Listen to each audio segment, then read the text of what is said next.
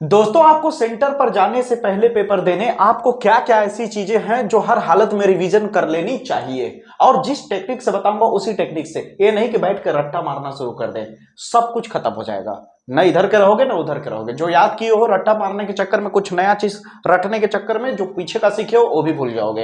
ये गलती मत दोहराना। जैसे बताओ वैसे रिवीजन करना, ठीक है। जिस टेक्निक से बताऊंगा उस टेक्निक से रिवीजन करोगे तो आपका प्रॉपर कम समय में रिवीजन भी हो जाएगा। ऐसा थोड़ी है रिवीजन अब करना है तो आप पूरा 7 घंटा 8 घंटा रिवीजन में ही लगा दोगे। नहीं यार, आपको एमसीक्यू क्वेश्चन भी तो देखना है। कम से कम 50 से 60 एमसीक्यू क्वेश्चन आपको देख के जाना पड़ेगा, तब तो ग्रामर पोर्शन एकदम क्लियर कर पाओगे। तो जैसे बताओ वैसे समझना। सबसे पहले आपको रिवीजन का फॉर्मेट समझो कि रिवीजन आप जो करोगे, जो आप पहले पढ़ चुके हो, जो आप पहले तैयार कर चुके हो, एक बार उसे एक बार आराम से पढ़ लेना, ठीक है। ध्यान से समझो। और रही बात कि रिवीजन में क्या क्या आपको आना चाहिए, क्या क्या आप जरूर देख करके जाना। देखो, इस बार के पेपर में जहां तक मेरा अनुमान है, इस बार के पेपर में अगर आर्टिकल की बात करूं तो इन चारों आर्टिकल में से आने का बहुत ज्यादा चांसेस है, ठीक है। अगर इससे पहले अगर आप इसके अलावा भी कुछ तैयार किए हो तब तो बहुत ही ज्यादा बढ़िया हो गया, ठीक है। याद रखना, importance of game and sport, price rise in our country यानी महंगाई पर, the role of women in modern India, चौथा इंपॉर्टेंस ऑफ गुड हेल्थ। ये जो चार आपको दिख रहा है इसमें से आर्टिकल आने का चांसेस बहुत ज्यादा है, ठीक है। तीन चारों को एकदम प्रॉपर तरीके से तैयार करोगे। इसके अलावा अगर आप टेररिज्म पे या अनएम्प्लॉयमेंट पे, ये सब चीजों पे अगर तैयार किए हो तो और अच्छा है, ठीक है। कोई दिक्कत की बात नहीं है। तो इसे तैयार कैसे करना, देखो सबसे पहले आर्टिकल जो होगा उसमें आपको यहां पर आपको एक आर्टिकल दिख रहा होगा, ठीक है। आप इस तरह से नहीं लिखोगे हेडिंग डाल के, समझ आई मेरी बात है। दिख रहा होगा, इस तरह से हेडिंग डाल के नहीं लिखोगे। आर्टिकल कैसे लिखोगे, इस तरह देखो, यहां पर जिस भी चीज को आप कवर कर रहे हो उसे हेडिंग में एक डब्बा बना करके पहले ही ऐसे लिख देना, समझ आई मेरी बातें। फिर उसके बाद एक पैराग्राफ में अपना नीचे लिखते चले जाना, तो ये बहुत खूबसूरत भी दिखेगा। और इस तरह से अगर आप कोटेशन कर देते हो तो आपका मार्क्स बेहतर मिलता है आर्टिकल में, समझ आई मेरी बातें। तो इस तरह से लिखने का फॉर्मेट रखना, और तैयार कैसे करना है ये सारी ट्रिक तो मैंने पिछले वीडियो में बता ही दी है, ठीक है। लेटर जब तैयार करना, तो लेटर में तब इतना बेहतरीन टेक्निक बता चुका हूं कि अब तो कोई मायने ही नहीं रखता कि आप लेटर क्या तैयार किए हो क्या नहीं किए हो, क्योंकि जो फॉर्मेट बताया है लेटर लिखने का वो बहुत सटीक है, बहुत ही बेहतरीन ढंग से बताया मैंने कि आपका जो बोर्ड एग्जाम में लेटर आएगा 12th क्लास में, या तो न्यूज़पेपर के एडिटर को लिखने को आएगा, और किस किस प्रॉब्लम पे आएगा वो भी मैंने अपने पुराने वीडियो में बता दिया है, और या तो आपके स्कूल की या तो कॉलेज के प्रिंसिपल के लिए आएगा, ठीक है। इसके अलावा और कहीं बाहर से नहीं आएगा लेटर, आप भरोसा रखो मेरे पे, ठीक है। इन्हीं में से आएगा। अब प्रिंसिपल को आएगा तो किस बात पे आ सकता है, या तो हो सकता है स्कूल में खेलकूद का सामान नहीं है, स्पोर्ट्स के सामान नहीं है, तो उसके लिए आप प्रिंसिपल को लिख रहे हो, या हो सकता है आपके क्लास में जो क्लास टीचर है वो ढंग से पढ़ा नहीं रहा है तो उसकी शिकायत करने के लिए लिख रहे हो, समझ आ रही मेरी बात है, या तो क्लास को सेक्शन चेंज कराने के लिए लिख रहे हो। तो इस तरह की चीजें हैं, और क्या है इसमें, ठीक है। और रही बात जो सबसे पहला नंबर पे जो क्वेश्चन आएगा, जब अपना प्रश्न पत्र देखोगे तो सबसे पहले नंबर पे जो क्वेश्चन आएगा वो अनसीन पैसेज होगा, प्रोज का, ठीक है।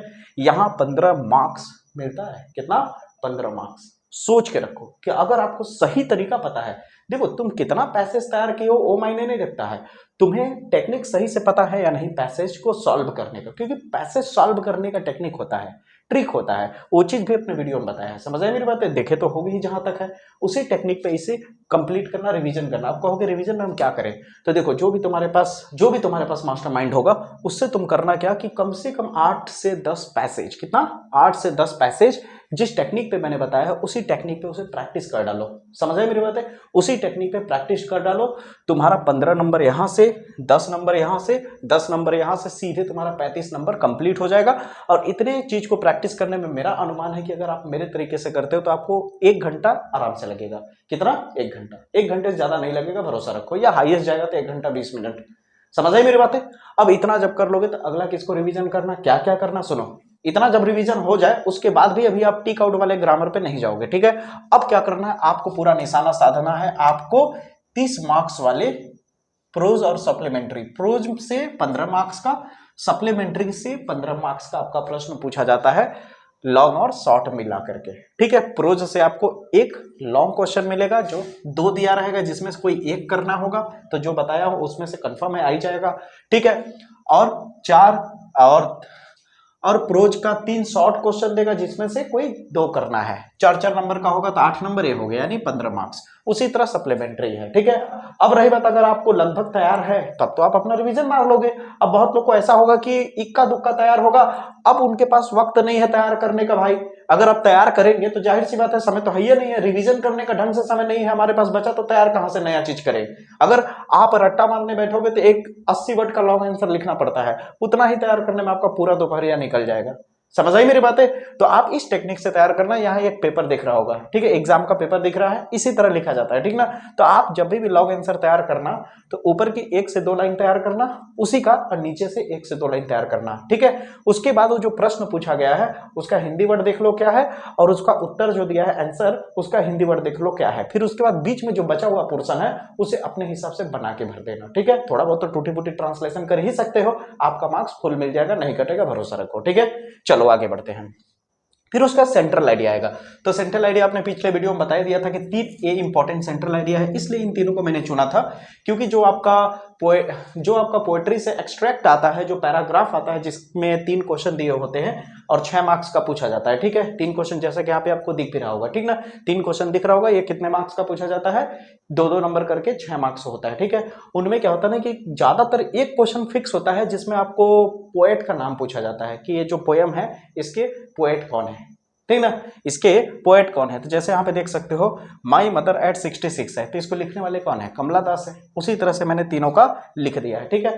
तो ये जरूर याद रखना, और सेंट्रल आइडिया इसका तो तैयार रखना ही है। और रही बात सेंट्रल आइडिया, इतना आसान मैंने बना दिया है अपने वीडियो में एक बेहतरीन टेक्निक के साथ कि अगर जो अभी भी सेंट्रल आइडिया अगर तैयार नहीं होगा अच्छे से, अगर कोई एक केवल याद किए होंगे तो रिस्क मत लो मेरे भाई, हाथ जोड़ के निवेदन है, जाकर के उस ट्रिक को देखो, वहां से आपको क्लियर हो जाएगा, ये तीनों इजीली तरीके से समझ आ जाएगा जब उस ट्रिक को अप्लाई करके तैयार करोगे तो, ठीक है।